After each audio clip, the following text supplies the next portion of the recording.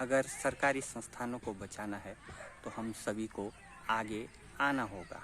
मेरे पीछे ये देख रहे होंगे आप, ये जो मंजिल दिखाई दे रही है, इस मंजिल तक पहुंचना आसान नहीं है। यदि आप सामान्य वर्ग से हैं, आप मेल हैं, तो और भी अधिक समस्याएं हैं। एक बात ध्यान से सुन लीजिए कि प्राइमरी शिक्षा पर या माध्यमिक शिक्षा पर अपने बच्चों को प्राइवेट संस्थानों में भेजकर आप जो लाखों रुपए हर साल व्यय कर रहे हैं, इतनी राशि को बचाइए। और कक्षा 12 के बाद जब आपका बच्चा युवा अवस्था की दहलीज पर खड़ा होगा, उसे रोजगार की तलाश होगी, तो उस धनराशि से स्वरोजगार करें।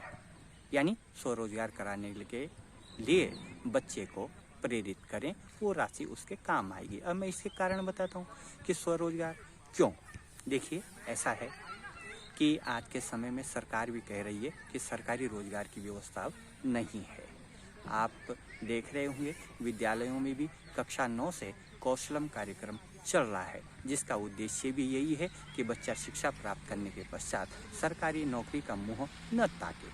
तो अब विकल्प क्या बचता है कि अब सरकारी नौकरी नहीं है, स्वरोजगार करना है, तो महंगे स्कूलों में 12 वर्ष तक लाखों रुपए व्यय करने के पश्चात कोई लाभ नहीं। आप सरकारी स्कूलों में अपने बच्चों को भेजिए, अपना बच्चों का बेस क्लियर करवाइए और उन्हें स्वरोजगार की ओर प्रेरित कराइए। एक बात और, प्राइवेट स्कूलों में भेजकर नर्सरी से आप अपने बच्चों को दिव्यांग बना रहे हैं, विकलांग बना रहे हैं। बस्ता पीठ पर आपने ले जाना है, गाड़ी में आपने बैठाना है, टिफिन आपने देना है। सरकारी स्कूल में बच्चा पैदल जाएगा, अपना काम स्वयं करना सीखेगा। एक और बात, इसके अलावा जो और महत्वपूर्ण है वो बात यह है कि सरकारी नौकरी सबको चाहिए, लेकिन प्राइवेट संस्थानों से मोह आखिर क्यों और कब तक, इस विषय पर आप मंथन जरूर कीजिए।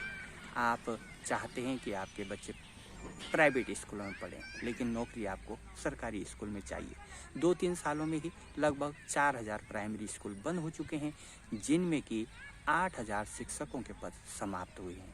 उत्तराखंड में सबसे अधिक रोजगार जो है शिक्षा और सेना में है। सेना में भी अब आप देख रहे हैं अग्निवीर बनेंगे 4 साल के लिए, और शिक्षा का तो विद्यालय नहीं रहेंगे तो रोजगार कहाँ रहेगा। दूसरी बात, सरकारी अस्पताल और प्राइवेट अस्पताल।